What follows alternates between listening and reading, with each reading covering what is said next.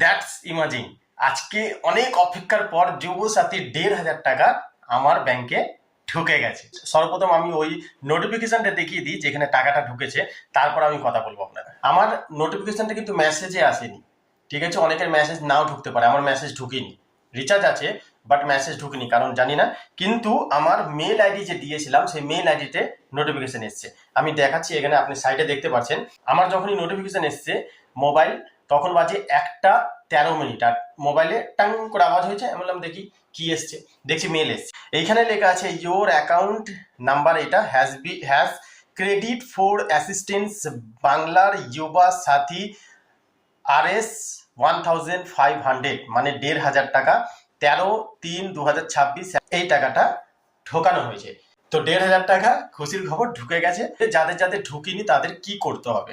আশা করি 80% মানুষের ঢুকে গেছে। যারা অনলাইন অ্যাপ্লাই করেছিল তাদের ঢোকা স্টার্ট হয়ে গেছিল।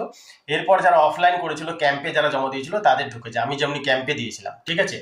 এবার যাদের যাদের ভুল হয়েছে তাদের কিন্তু আটকে গেছে। আমি আগের ভিডিওতে আপনাকে বলেছিলাম কার কার রিজেক্টেড হয়েছে, কার কার অ্যাপ্লিকেশন রিজেক্ট হয়েছে, ঢুকিনি, সেই ব্যাপারে ভিডিও বানিয়ে দিচ্ছি। যদি না দেখে থাকেন আমার এই ভিডিওর নিচে ডিসক্রিপশন খুলুন, ওই ভিডিওর লিঙ্ক দিয়ে দেবো। ওই ভিডিওর লিঙ্কে ক্লিক করে আপনি ওই ভিডিওটা দেখতে পারেন আপনার কেন ঢোকেনি। যাদের যাদের যুবসাথী ১,৫০০ টাকা করে ঢোকেনি তারা কি করবেন?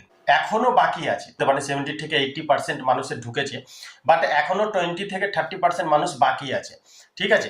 তো ওদের আর 2 থেকে 3 দিন বা 4 দিন সময় লাগতে পারে। এবার যাদের ঢুকিনি, ঠিক আছে, তারা কি করবেন? আপনার ব্লক দপ্তর বা বিডিও অফিস বা পৌরসভা, সেখানে আপনারা যাবেন।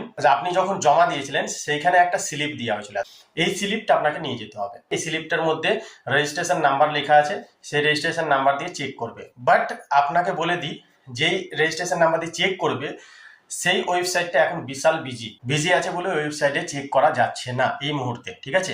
আপনি নিজেও ঘরে বসে চেক করতে পারবেন। কিভাবে চেক করবেন যদি জানতে চান আমাকে কমেন্ট করুন। এখন ওই ওয়েবসাইট ওপেনই হচ্ছে না যে আপনাকে চেক করে বলবে।